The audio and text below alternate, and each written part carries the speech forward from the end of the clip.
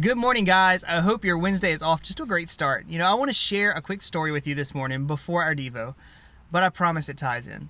So on Monday afternoon, I had dropped Rylan and his friend off at keeper training over in Hardyville, and I was on my way back to the Islands, and as I was driving on Islands Expressway, a guy in a Honda Civic Type R started kind of matching pace with me, and at first I was suspicious. It was a little weird, but as I looked over, he held up his hand with 5 fingers out. He said, 5 for 5.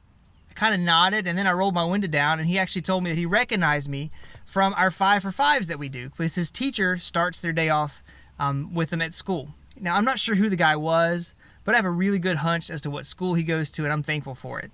So let me tell you guys, that quick interaction, it made my day. It was just the encouragement that I needed on a pretty tough Monday, actually. And if you're watching this, dude, I appreciate the fact that you said something. You have no idea how much that simple act of kindness meant to me on Monday. So keep it up. You're being a light in the darkness, man. It's a great thing.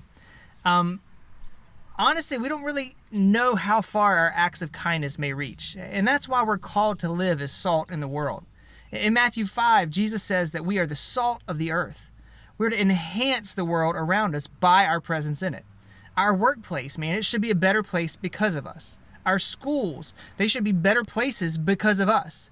And our homes should absolutely be a better place because of us and our presence there.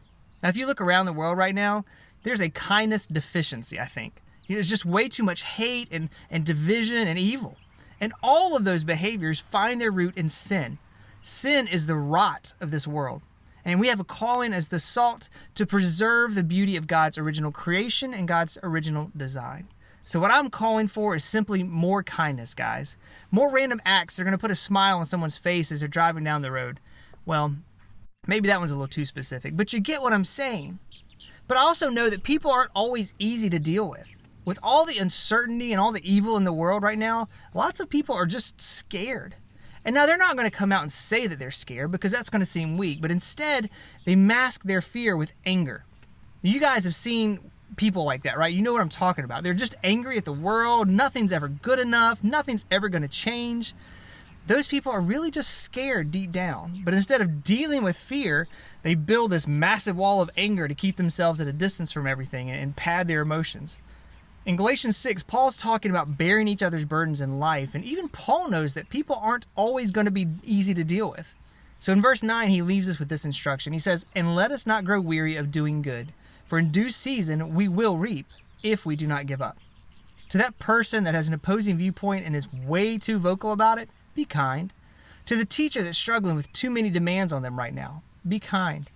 To the parent that's working to provide a way of life and is stretched thin, be kind. We have a calling to kindness, even when that kindness is not returned. That's the call to be salt in this world, and that kind of life is going to illuminate the darkness. That kind of life will turn fear into faith, and God is going to get the glory for it, guys. To my friend from Monday, man, I hope you're having a great day today. Know that I prayed for you this morning specifically, even if I didn't know your name.